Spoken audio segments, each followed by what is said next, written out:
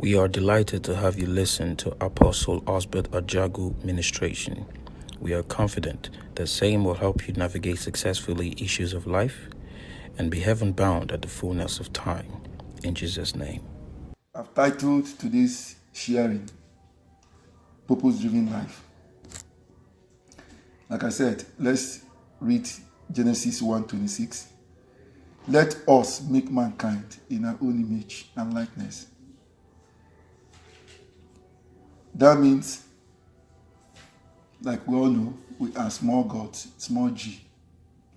Because if two things are pertinent, likeness and image. First of all, image. Image is totality of your being without God. But when you now add likeness, it may be like somebody, but you won't have the same image. Likeness is internal. Image is superficial, external, what you see. That's image. So if God, who created us, made us according to his own image in terms of physicalness, and breath, the breath of life, that is the likeness of God. That means we are destined for greatness. Everyone here is destined for progress in Jesus' name. Amen. He created us for one thing, fellowship. He never desired us to give him offering, because the offering you give him belongs to him. He never desired any other thing other than fellowship.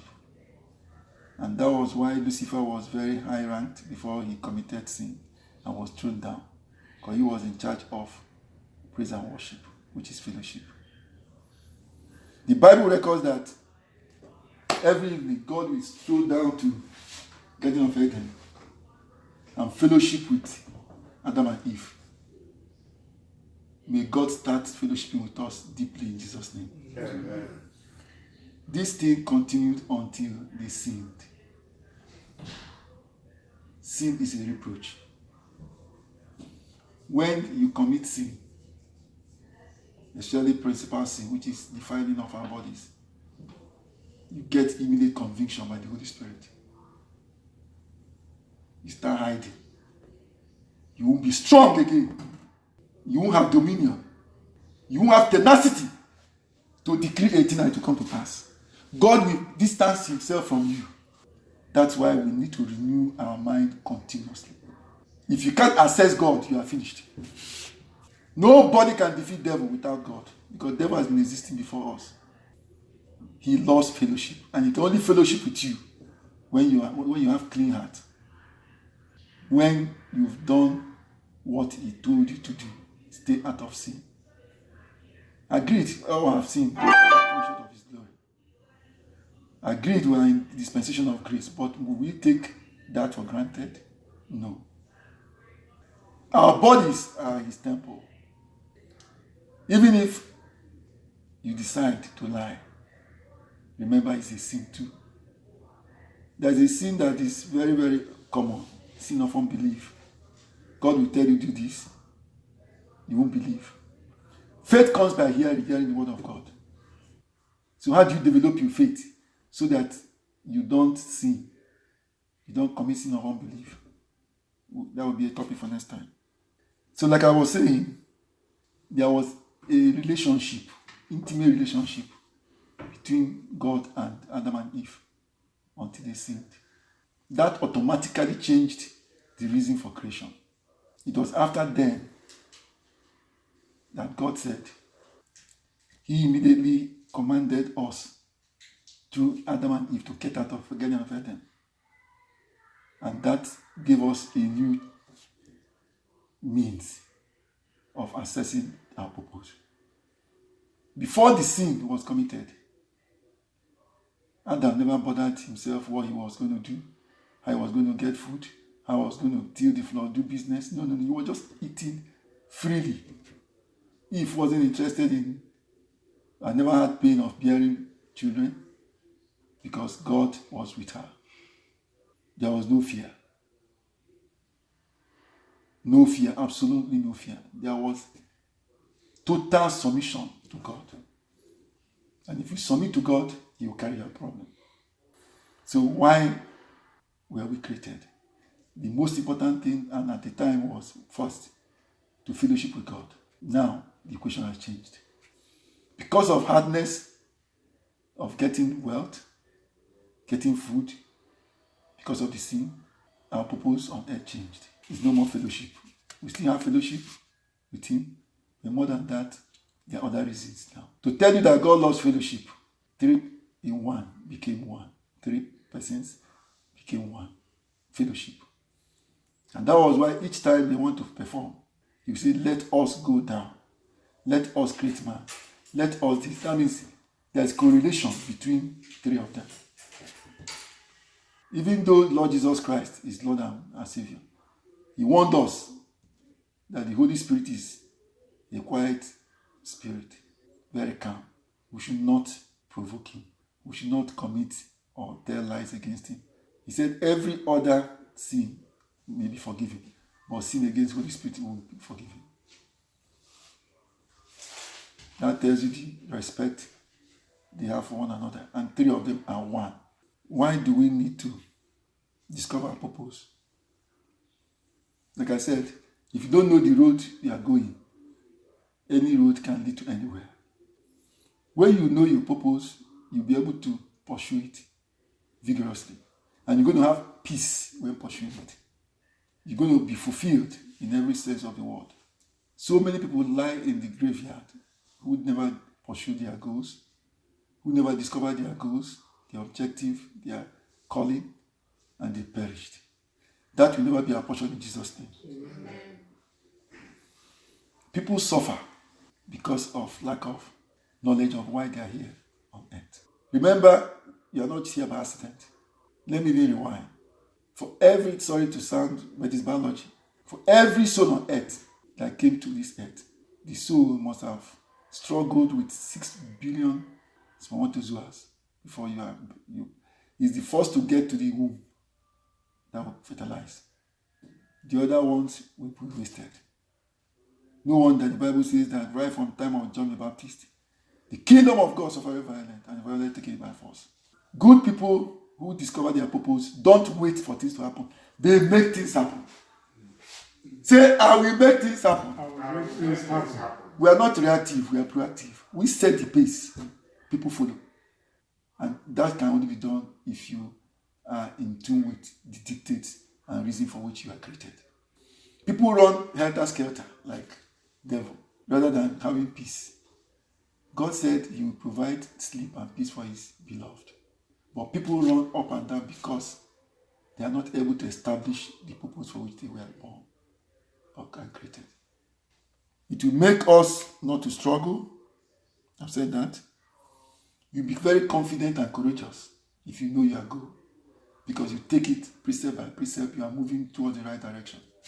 And that is why we say the footsteps of the righteous are ordered by God.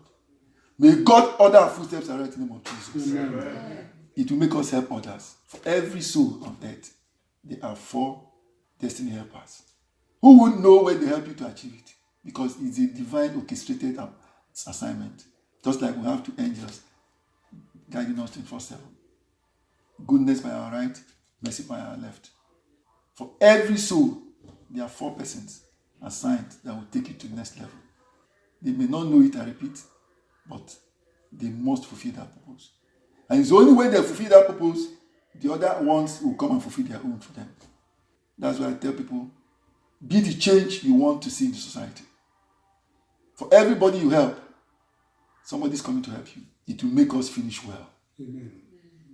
If you know your purpose on earth, you'll be able to ride on according to the dictates of Christ Jesus. And of course, what will happen? You finish well. How do you finish well?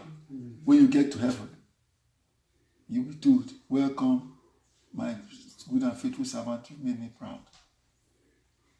For me, I don't just want to make heaven by His grace. I want to make heaven and have a mansion. Truly, if there is anything I desire now, is to win souls. Because when you win souls, they are accumulating and gathering your points.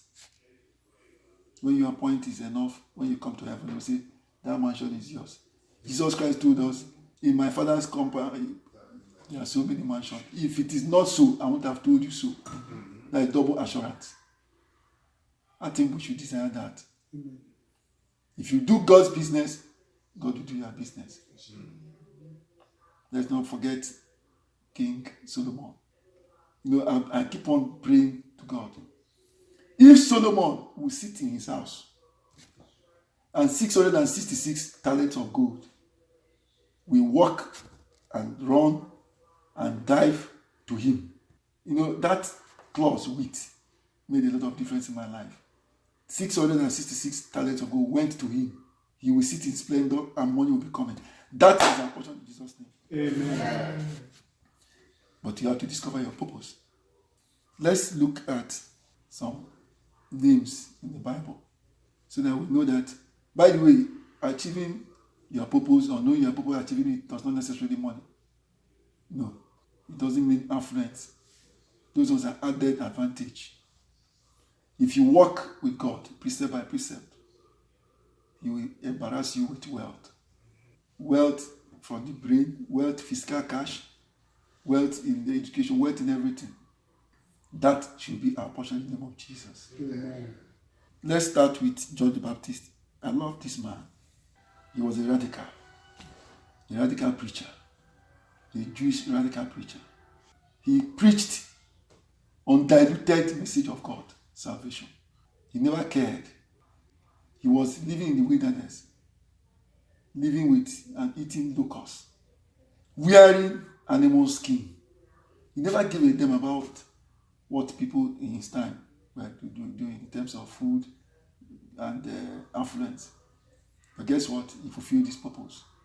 His purpose, as far as my research was concerned, 1, to preach the gospel, acceptable day of the Lord, salvation. 2, to baptize the people. 3, to baptize Christ. You can say 2A, 2B. Because it was after he baptized Christ, heaven opened. And a thick voice came from God Almighty.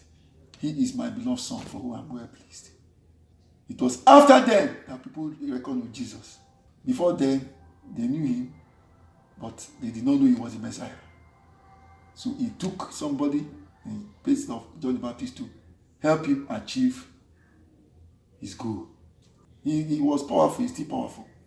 But probably he wouldn't have achieved what he came to achieve if John the Baptist was not there.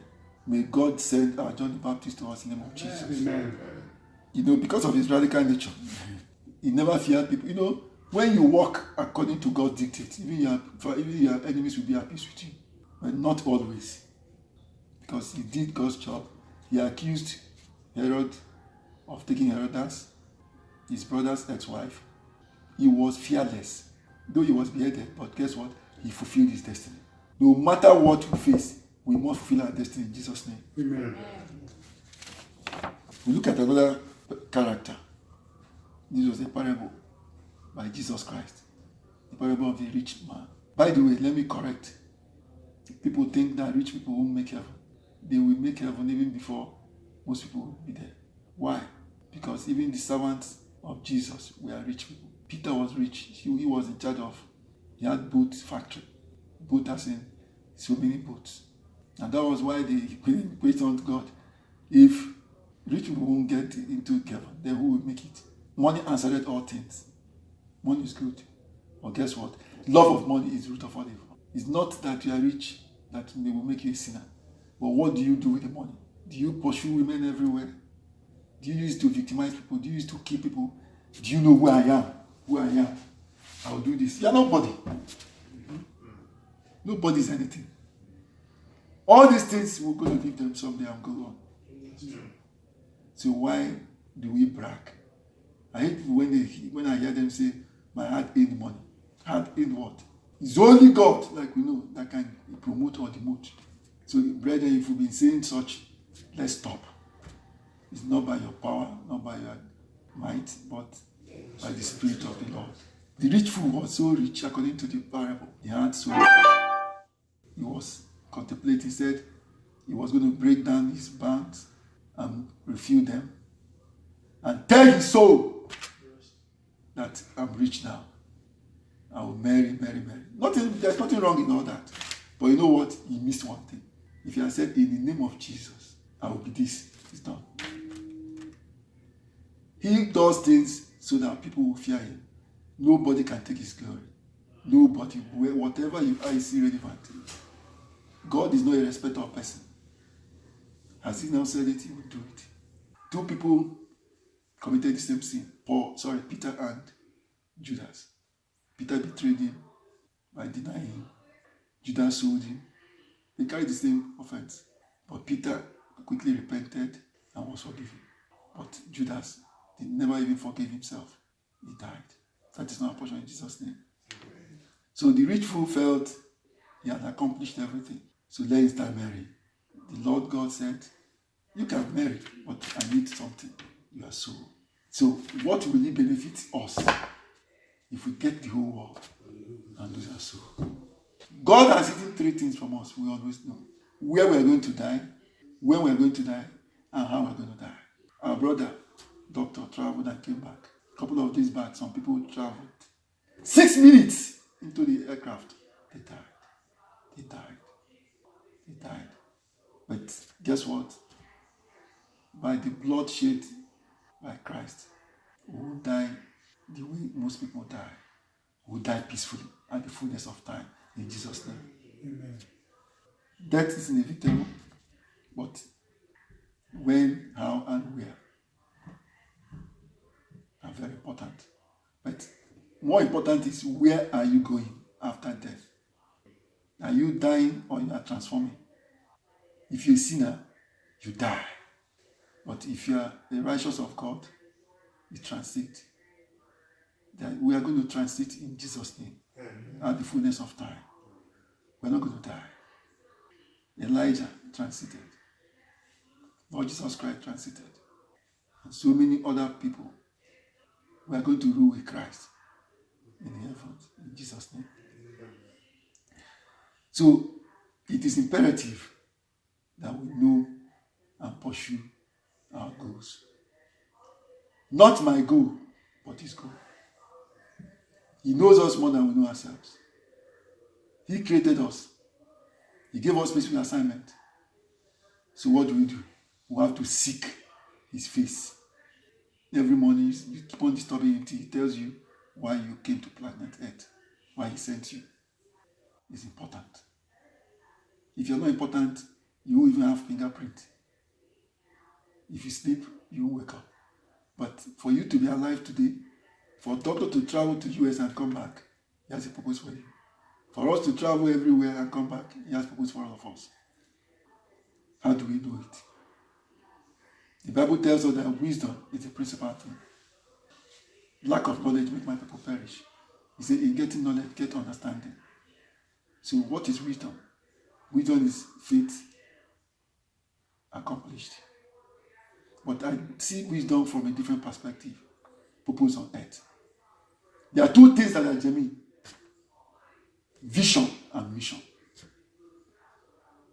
Wisdom is vision. Wisdom is vision.